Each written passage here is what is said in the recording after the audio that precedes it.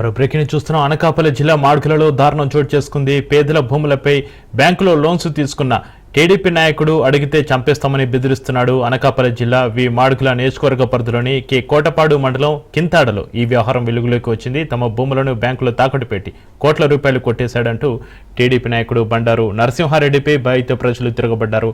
తమ pass బుక్లను online చేయించుకుందామనే సమయంలో ఈ విషయం వెలుగులోకి వచ్చిందంటున్నారు. తమకు ఎలాంటి లోన్లు లేకపోయినా బ్యాంకులో లోన్ ఉన్నట్టుగా ఆన్లైన్లో చూపిస్తుందన్నారు. ఇదేంటని ప్రశ్నించినందుకు చంపేస్తామని బెదిరిస్తున్నారని బాధితులు వాపోతున్నారు. బండారు నరసింహారెడ్డిని టీడీపీ నుంచి సస్పెండ్ చేసి తమకు న్యాయం చేయాలని బాధితులు కోరుతున్నారు.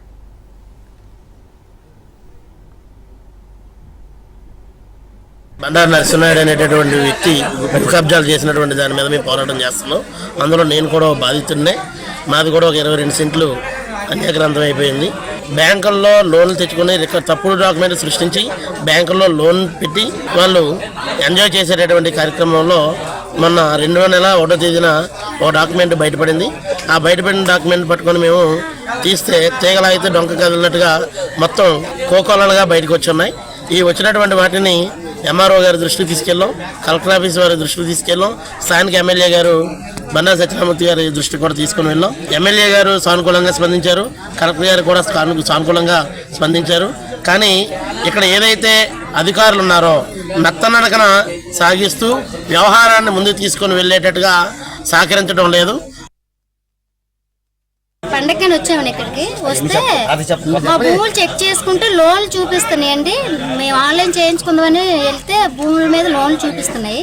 చూస్తే ఏటైందనేసి డాక్యుమెంట్లు తీస్తే బండారు నరసింహారెడ్డి గారు ఫోటోతో వస్తే మేము మా ఆయన గారు ఫోన్ చేసి ఏటి నాన్న ఇలా తెచ్చారని అడిగితే అది నా భూము, నీ రేట్ చేసుకుంటారో చేసుకోండి అని ఒక మాట అన్నాడండి. మా పక్క వాళ్ళకి అలాగే జరిగింది కదా, అలా ఎలా జరుగుతుంది అలాగే వెళ్తుంటే ఇప్పుడు మమ్మల్ని బెదిరించి నన్ను రోడ్డు మీద వెళ్తుంటే లారీతో గుర్తిస్తాను, నాతో వ్యాన్లతో గుర్తించేస్తానని అంటాడండి. చంద్రబాబు నాయుడు గారు, పవన్ కళ్యాణ్ గారు మాకు స్పందించండి తండ్రి, మీరే తండ్రి అయినా తల్లి అయినా మిమ్మల్నే మేము నమ్ముకున్నాం. మాకు ఏ దారి లేదండి, మాకు చదువు సాగు లేక ఇన్ని సంవత్సరాలు మేము ఆన్లైన్ చేసుకోలేదండి. మా భూములు మాకు ఈ భూము మా పేరున ఆన్లైన్ అయినట్టు మాకు కొద్దిగా మా ఎందుకు దయించి చేసి పెట్టండి.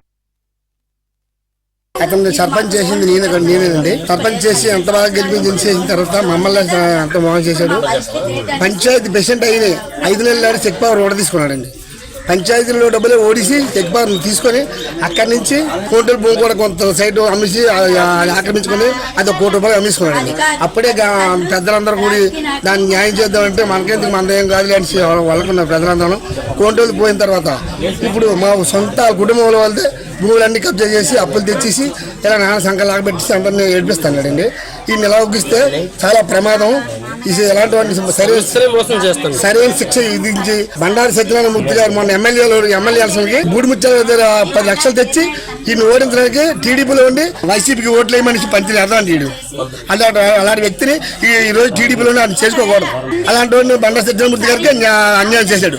అలాంటి వాడు ఈ రోజు దేనికి కూడా పనిచేయడు. అలాంటి వాడికి సరైన శిక్ష విధించాలని కోరుతున్నాను.